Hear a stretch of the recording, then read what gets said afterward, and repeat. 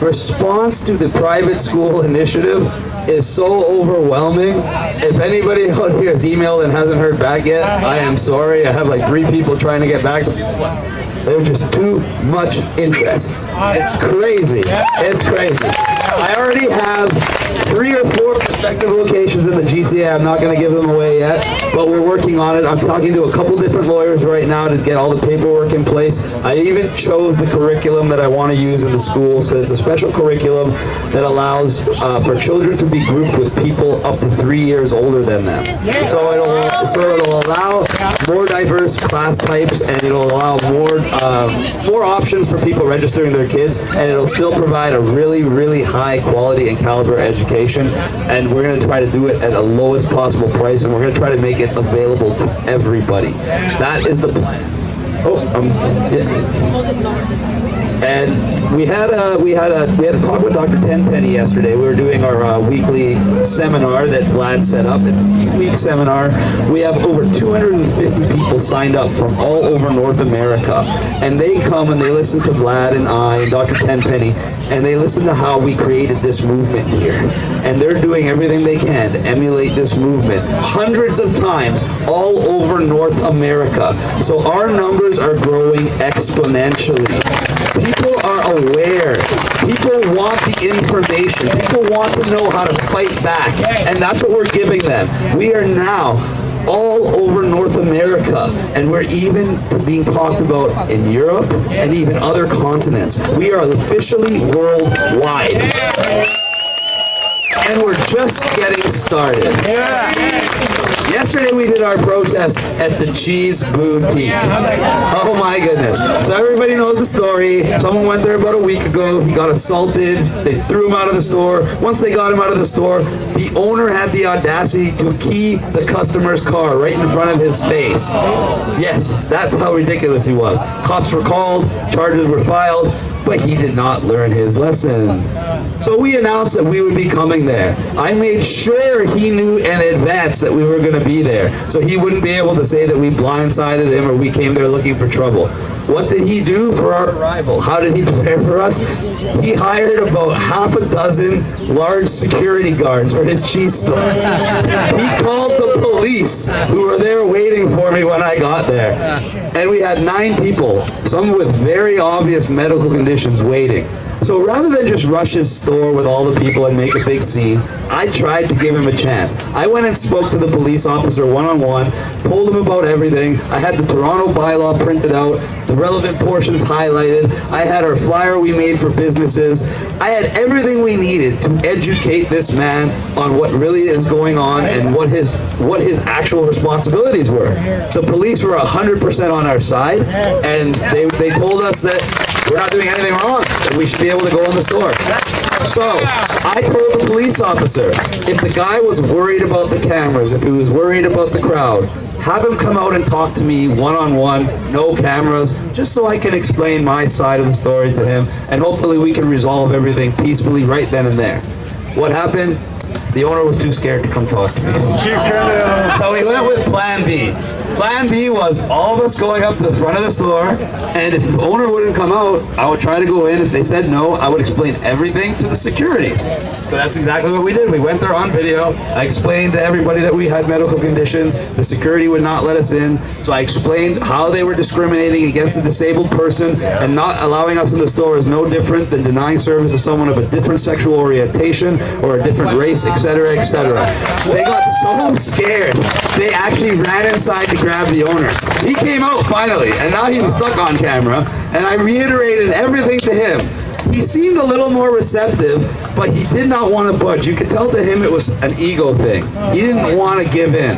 So I told him, I said, what you're doing is a violation of the law. It's not a criminal offense. The cop there is not going to arrest you. I'm like, but we will go to a lawyer. We will file a human rights complaint on behalf of each person here. And each individual complaint carries a maximum penalty of $10,000. So you will now be liable for up to a $90,000 fine.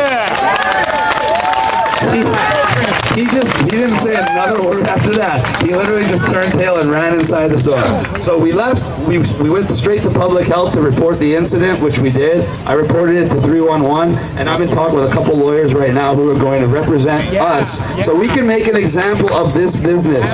Not because he's just a bad person, because he seemed like an actual okay dude when I went to talk to him. I don't want to destroy his image because he got angry and assaulted someone. Everybody can get angry, but all the businesses need to be made aware that exemption is not an option, it's the law. They have to honor that law. They cannot discriminate. They cannot subjugate.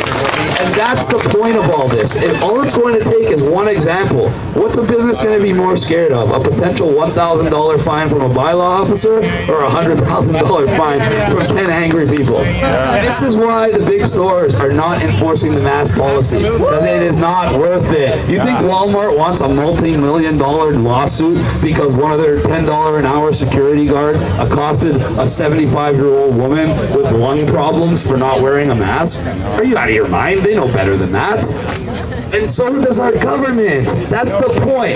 I had a lengthy conversation with 311 this morning. I'm actually going to go through the Freedom of Information Act and get the recorded conversation, because the way they set up the system is so disgusting. You call public health tries to get you to call 311. Then you call 311, they tell you to report the incident. So you give your name, you report the incident, they say, thank you, the incident's been reported. So I say, okay, so where do I find out what happened to the business? Oh, you can't follow up. What do you mean I can't follow up? So how do I know what happened? Oh, you don't know what happened. You just got to make the complaint and hope for the best. What? Why can't I not follow up? It's my complaint. The privacy laws has to do with health. But it's my own health and privacy. Sir, I do not make the rules. That's what she said. I said, in that case, let me talk to the person who does. I want to talk to your supervisor. Supervisor came on. They're doing that here. She gave me a note that says Walmart is enforcing mandatory masks as of August 12th, but I was talking about Walmart in the States.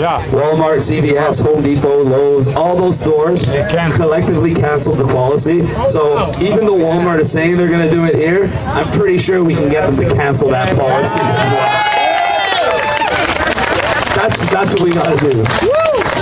So back to 311. I spoke with the supervisor. I told him that the system is set up in a way to usher in complete unaccountability.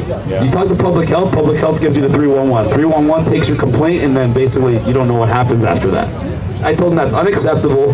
I told him on Monday, you better call me back. I want a follow-up, and I want the recording. So as of Monday, I should get a call back from Dave at 311, a supervisor, and get much more information on this, because I've been telling everybody to report, and I didn't know they were taking the reports and basically just sliding it under something and leaving it. So no.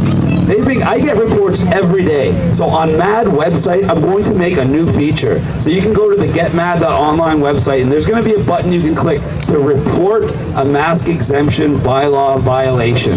And it's going to allow you to send your email directly to public health and 311 at the same time from one click of a button.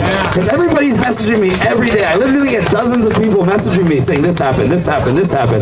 And sometimes when I have the time, I forward it to public health, but I can't do that for everybody. So we're going to make a feature on the website so you can go and report a face mask exemption violation. And we got to flood them with so many of these that they take notice. I told them on the phone, the law that you have given is intentionally misleading. You have not given a public statement to these businesses on how to enforce a law. How does a business enforce a law when they're not given the correct information? You will get confusion. You will get conflict. You will get a 73-year-old man showing up to a grocery store without a mask and being killed for it. And this is the kind of thing that's happening. Maybe not such on a grand scale of being killed, but definitely being embarrassed, harassed, made to feel like shopping is a chore. Go to the mall without a mask. Claim your medical exemption. Walk around for a half an hour and see how many other people ask you why you're not wearing a mask. It becomes a very stressful situation. And for everybody involved. Why? Because they have not been properly informed. If they have been informed that anybody not wearing a mask obviously has a medical condition, it would not even raise an eyebrow when they see someone not wearing a mask. But their intention is to scare people to wear the mask, is to ostracize the people not wearing a mask. That is why they try to keep this information from the public, and that is why it's vital that we get on their case to make them make this public statement. As soon as public health makes a public statement, all the problems, all the conflict go away, and mandatory masks become